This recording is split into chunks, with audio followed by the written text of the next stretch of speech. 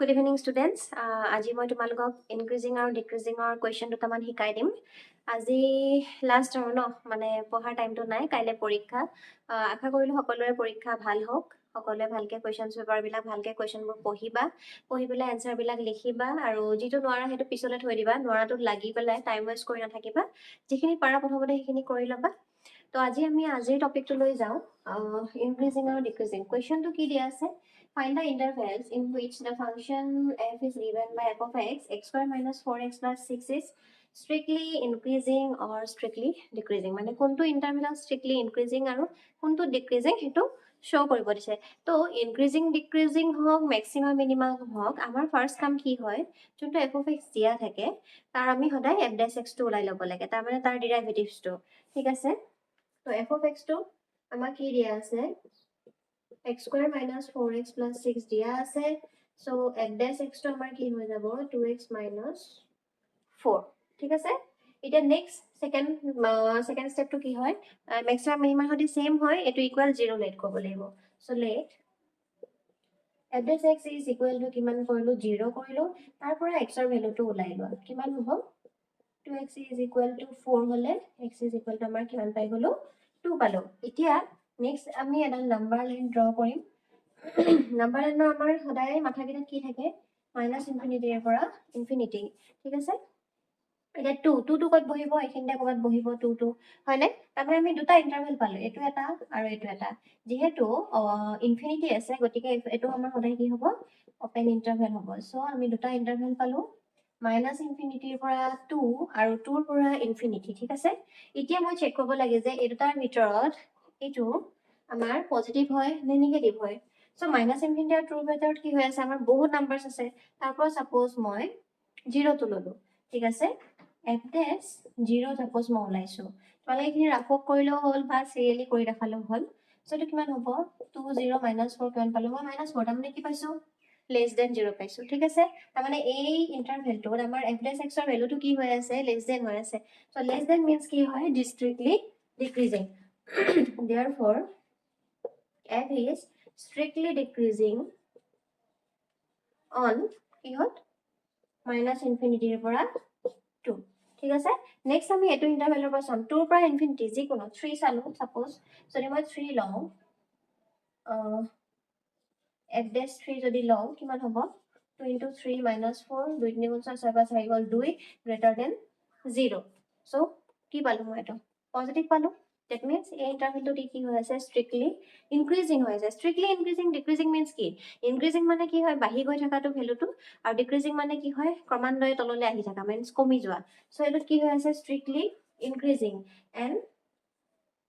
f is strictly increasing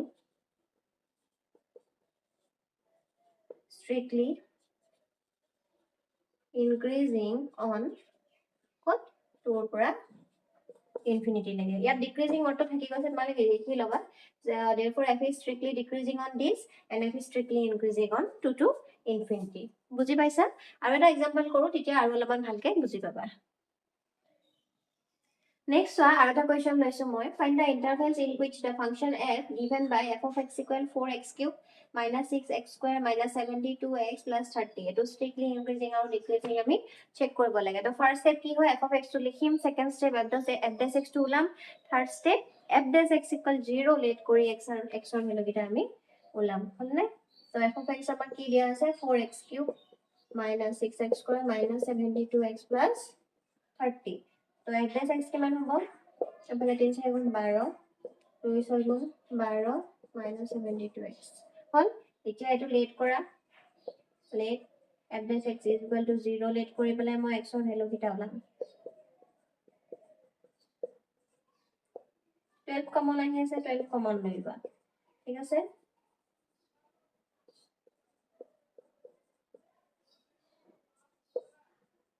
hall.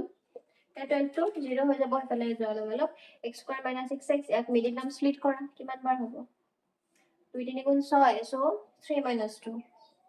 x square minus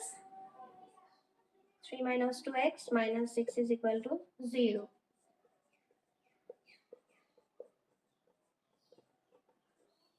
Then ইয়াৰ পৰা common লোৱা,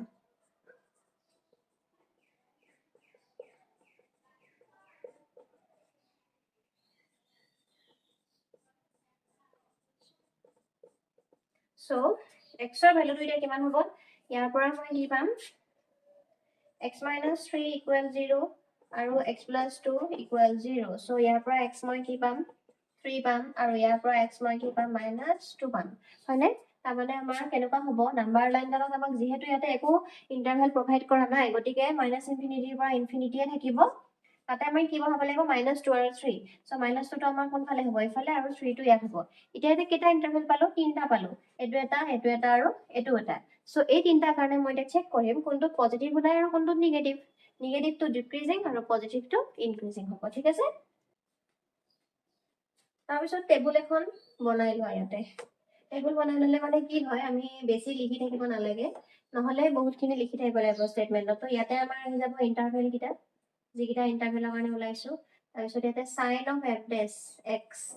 so f dash x ৰ positive নে negative হেতু আমি ইয়াতে লিখিম এন্ড ইয়াতে নেচাৰটো লিখিম ইনক্ৰিজিং হ'ব নে ডিক্ৰিজিং হ'ব ঠিক আছে এতিয়া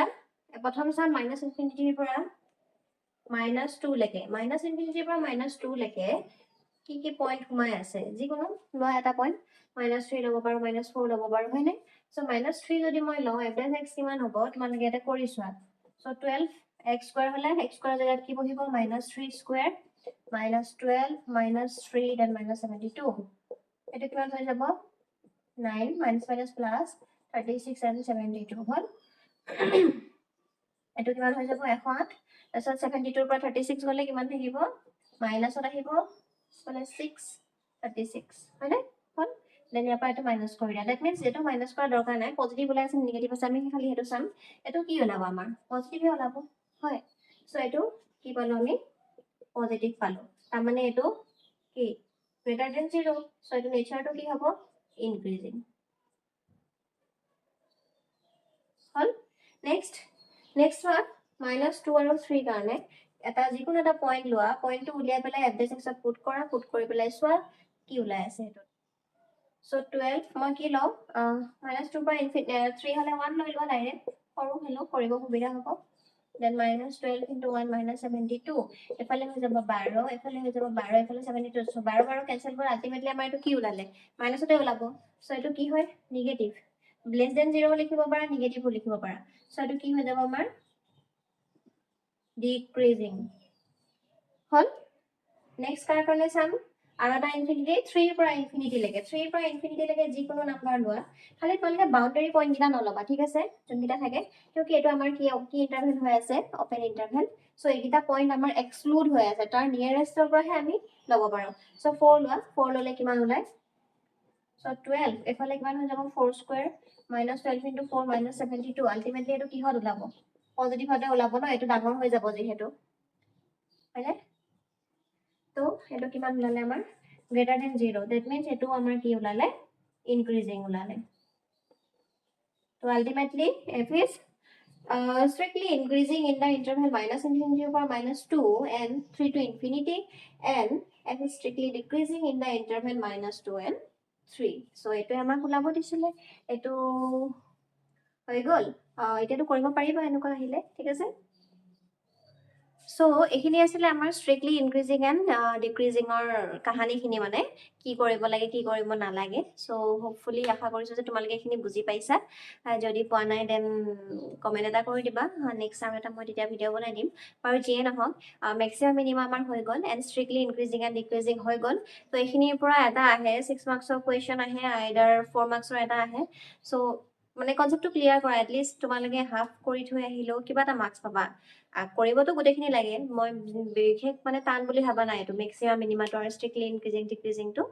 তো কৰিবা এখিনি এটা কোৱেশ্চন আহিব ইয়াৰ পৰা আৰু ওয়াৰ্ড প্ৰবলেম দুই এটা আহে সেইখিনিও চাবা তোমালোকে আজিলৈ এৰিছো